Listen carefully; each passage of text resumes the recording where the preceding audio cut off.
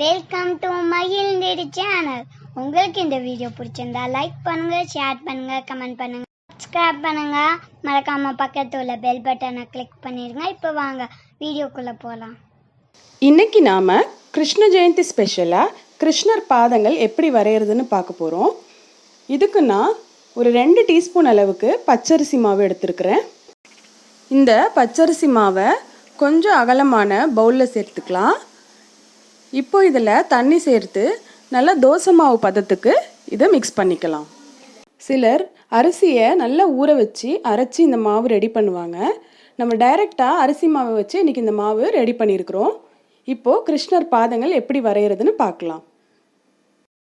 முதல்ல உங்களோட வலது கையை இந்த மாதிரி நல்லா இறுக்கமாக மூடிக்கிட்டு கையோட அடிப்பகுதியை நம்ம ரெடி பண்ணி வச்சுருக்கிற அந்த மாவில் டிப் பண்ணி இந்த மாதிரி தரையில் நல்லா பதிகிற மாதிரி வைக்கணும்.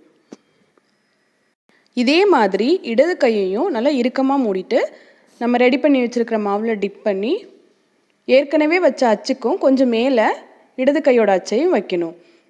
இதே போல் வலது இடதுன்னு மாறி மாதிரி அச்சு வச்சுக்கிட்டே வரணும்.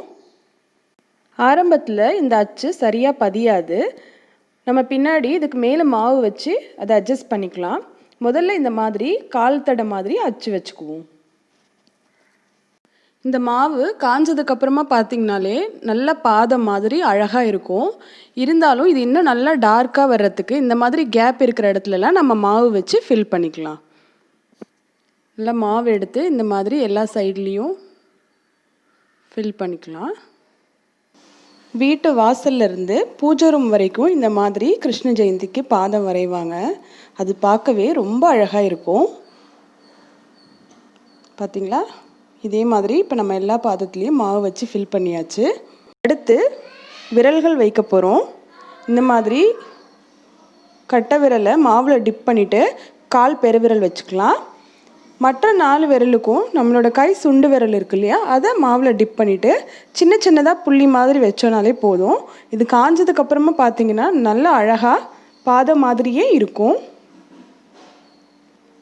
இந்த மாதிரி வச்சுக்கலாம். இதே மாதிரி எல்லா பாதங்களுக்கும் விரல்கள் வச்சிடலாம்.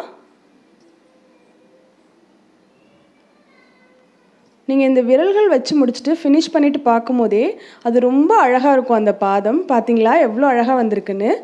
அடுத்ததாக நம்ம இதுக்கு மஞ்சள் குங்குமம் வைக்க போகிறோம். முதல்ல மஞ்சள் வச்சிடலாம்.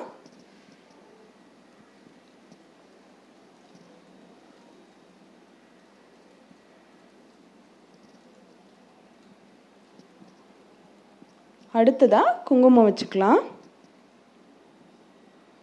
இது மாதிரி நம்ம வாசல்லேருந்து பூஜை ரூம் வரைக்கும் போட்டு முடித்ததுக்கப்புறம் பார்த்தீங்கன்னா கிருஷ்ணர் நம்ம வீட்டுக்குள்ளேயே வந்த மாதிரி இருக்கும்.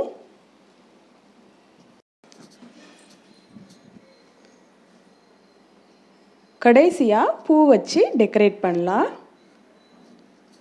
பூ வைக்கிறது ஆப்ஷனல் தான். நீங்கள் பூ வச்சு டெக்கரேட் பண்ணும்போது அது இன்னும் கூட ரொம்ப அழகாக இருக்கும். இந்த முறை கிருஷ்ண ஜெயந்திக்கு நீங்கள் உங்கள் வீட்டில் இந்த மாதிரி கிருஷ்ணர் பாதம் வரைஞ்சி ட்ரை பண்ணுங்கள். உங்களோட கமெண்ட்ஸை எங்கள் கூட ஷேர் பண்ணிக்கோங்க. நன்றி.